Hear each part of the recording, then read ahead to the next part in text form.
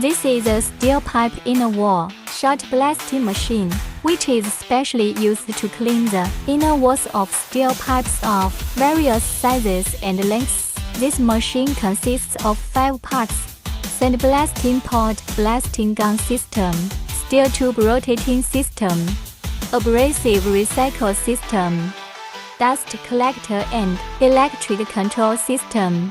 Place the steel pipe that needs to be cleaned in the correct position. The steel pipe can rotate automatically. The mobile car moves forward carrying the sandblasting tank and spray gun, automatically retreats during sandblasting to ensure comprehensive cleaning of the inner wall. Meanwhile, the nozzle will automatically blow air to remove the steel shot on the inner wall of the steel pipe. The cylinder drives the scraper to move, which can recycle the used steel shot into the elevator to realize fully automatic recycling of abrasives.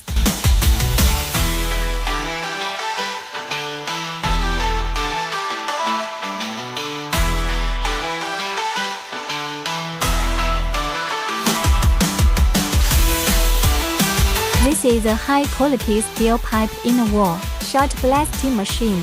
Call us if you are interested in this machine.